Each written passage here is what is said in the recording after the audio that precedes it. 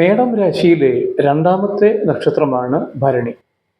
ഈ നക്ഷത്രക്കാരുടെ ഏറ്റവും വലിയ പ്രത്യേകത ഇവർക്ക് അറുത്തു മുറിച്ച് സംസാരിക്കുന്ന ഒരു പ്രകൃതമുണ്ട്. അതായത് ആരോട് സംസാരിക്കുന്നുവോ അവർക്ക് മുറിവേൽക്കുന്നതിനെ പറ്റി ഇവർക്ക് കാര്യമായിട്ടുള്ള ആശങ്കയില്ല എന്നർത്ഥം. മറ്റൊരു പ്രത്യേകത, ആര് എന്ത് ഉപദേശങ്ങൾ കൊടുത്താലും നല്ലതായാലും ചീത്തയായാലും ഇവരുടെ മനസ്സിൽ തോന്നുന്നതേ ആത്യന്തികമായി ഇവർ പ്രാവർത്തികമാക്കുകയുള്ളൂ. വിദ്യാഭ്യാസ രംഗത്ത് ടെക്നിക്കൽ മേഖലകളിലാണ് പുരുഷന്മാർക്ക് കൂടുതൽ കഴിവും താല്പര്യവും കണ്ടുവരുന്നത്. സ്ത്രീകൾക്ക് അങ്ങനെയല്ല.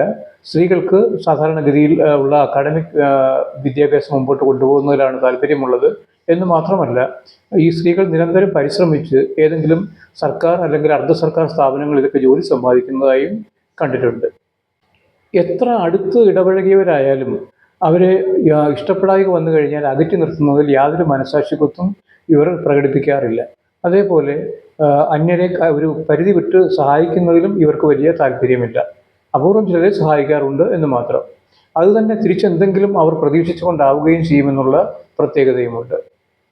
ഈ നക്ഷത്രക്കാരിൽ സ്വാർത്ഥതയുടെ അളവ് അല്പം കൂടുതലാണ്.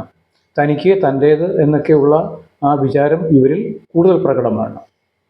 കുടുംബ സ്വത്തുക്കളിൽ നല്ലൊരു പങ്കും മറ്റു മക്കൾ ഉണ്ടായാൽ പോലും ഇവർക്കാണ് ലഭിക്കാൻ യോഗമുള്ളത്, പ്രത്യേകിച്ചും അമ്മയുടെ വഴിക്കുള്ള സ്വത്തുക്കൾ. ഈ നക്ഷത്രത്തിൽ ജനിച്ച പുരുഷന്മാരുടെ വിവാഹം നടക്കുന്നതിന് കാലതാമസം കണ്ടുവരാറുണ്ട്.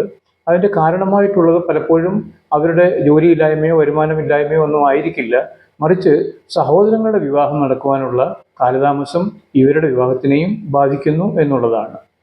രൂപം, സൗന്ദര്യം, അഭിരുചികൾ ഇവയിലൊക്കെ കാര്യമായിട്ടുള്ള അന്തരം അഥവാ വ്യത്യാസമുള്ള വ്യക്തികളെയാണ് ഇവർക്ക് മിക്കപ്പോഴും ജീവിത പങ്കാളികളായി ലഭിക്കുന്നത്. മുൻപൊരു വീഡിയോയിൽ സൂചിപ്പിച്ചതുപോലെ ഇത് ഒരു 80% ആളുകളെങ്കിലും പൊതുവായി ഞാൻ കണ്ട കാര്യങ്ങളാണ്. ഈ പറയുന്ന കാര്യങ്ങൾക്കൊന്നും ജ്യോതിഷത്തിൻ്റെ ആധികാരികതയൊന്നുമില്ല. ഇവർക്ക് ജന്മസമയത്ത് തുടങ്ങുന്ന ദശ ശുക്രദശയാണ്. അതിനുശേഷം സൂര്യദശ വരും. അതിനുശേഷം വരുന്ന ചന്ദ്രദശയിലാണ് മിക്കവർക്കും വിവാഹം നടക്കുന്നതായി കണ്ടിട്ടുള്ളത്.